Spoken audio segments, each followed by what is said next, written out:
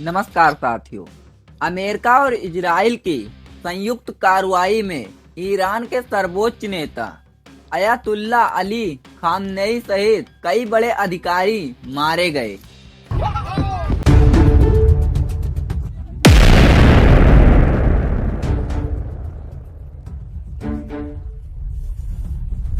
बीते 48 घंटे से जो हम लोग देख रहे हैं, खासकर खामनेई के मारे जाने की खबर आने के बाद पहले अमेरिका और फिर इजराइल ने ईरान के सर्वोच्च नेता खामनेई को मारे जाने का दावा किया।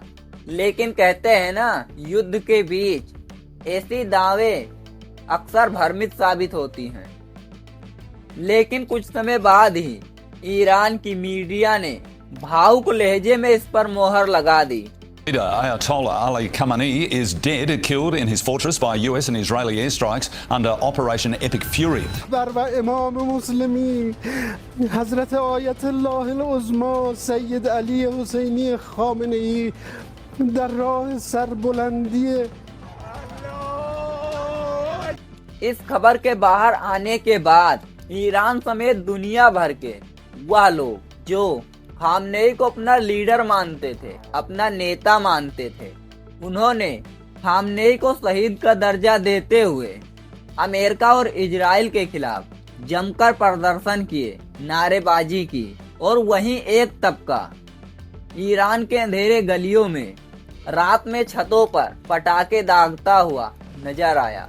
एक तबके को खुशी है और एक तबके को गम। यह बात अब मीडिया की है, वह किसे प्राथमिकता से दिखाना चाहती है।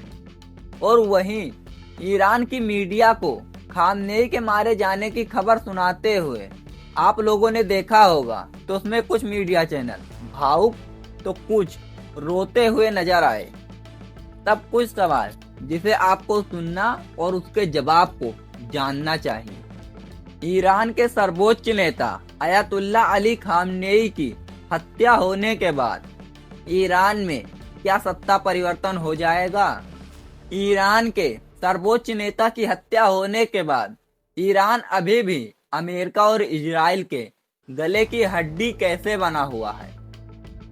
अमेरिका जिन देशों से युद्ध करता है उसे मिटा देता है, तो क्या ईरान को मिटा देगा? ईरान किस तरह से अमेरिका के ऊपर दबाव बनाने में लगा है?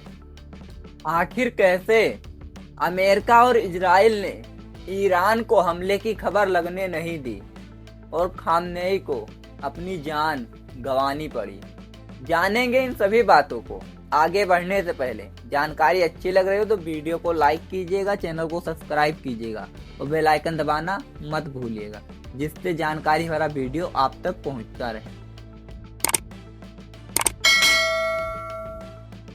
आगे बढ़ते हैं। ईरान के सर्वोच्च नेता की हत्या होने के बाद ईरान में सत्ता परिवर्तन हो गया क्या? तो आप जान लीजिए।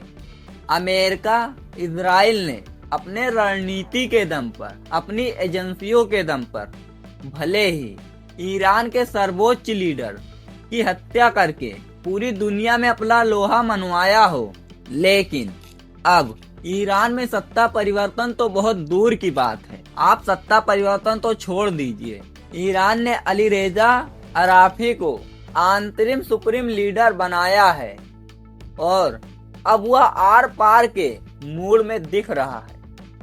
ईरान ने अब अमेरिकी सैन्य अड्डे वाले देशों के साथ साथ अमेरिका के अब्राहम लिंकन एयरपोर्ट पर हमला करना शुरू कर दिया है।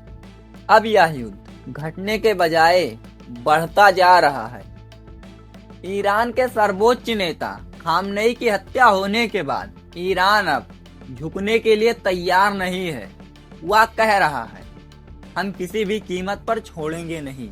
अमेरिका युद्ध से पीछे हटना भी चाहे, अगर उसकी मंशा भी हो, तब भी नहीं। अमेरिका हटना क्यों चाहेगा? क्योंकि अब वह चाहेगा, खामनेई की हत्या तो हो गई है, खामनेई अब रास्ते से हट गए हैं, तो युद्ध को रोक देते हैं, फिर हमारा दबाव ही इनके ऊपर काफी होगा। लेकिन ईरान कह रहा है, हम किसी भी कीमत पर युद्ध क्षेत्र वाले सायरनों को इन देशों में बंद होने नहीं देंगे और खासकर इजराइल को खुली चुनौती दे रहा है। अमेरिका भले ही अपने से उलझने वाले देशों को मिट्टी में मिला देता रहा हो, लेकिन इस बार ईरान से उलझा है तो कुछ खास बात है। ईरान उन कमजोर देशों में नहीं आता है।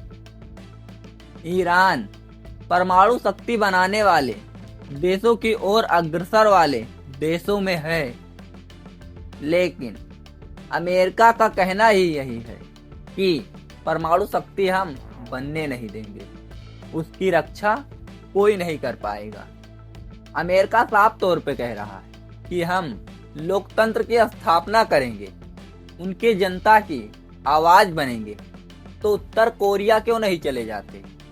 उसके पास भी तो वह जनता सताई जाती है, वहां पर भूखे लोग मरते हैं, लेकिन अमेरिका वहां पर नहीं जाता है क्योंकि उसके पास परमाणु शक्ति है।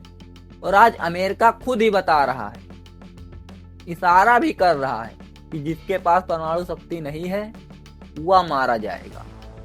ईरान ने अमेरिका पर दबाव बनाने के लिए दुबई जैसे शहरों पर हमला कर रहा है, यूएई जैसे देशों में हमला कर रहा है, क्योंकि वहां पर हमला करने से अमेरिका के ऊपर इंटरनेशनल प्रेशर ज्यादा आएगा। लेकिन इसकी भी अमेरिकी राष्ट्रपति डोनाल्ड ट्रंप को कोई चिंता नहीं। वह पूरे देश दुनिया के लॉ कानूनों को ताक पे रखते हर काम करते। जब वह अमेरिकी सुप्रीम कोर्ट की नहीं सुनी तो किसकी सुनेंगे? और अब सबसे आखिरी सवाल, अमेरिका ने किस तरह से हमला किया कि ईरान को कानों कान सुनाई नहीं पड़ा? उस देश की घेराबंदी करता है।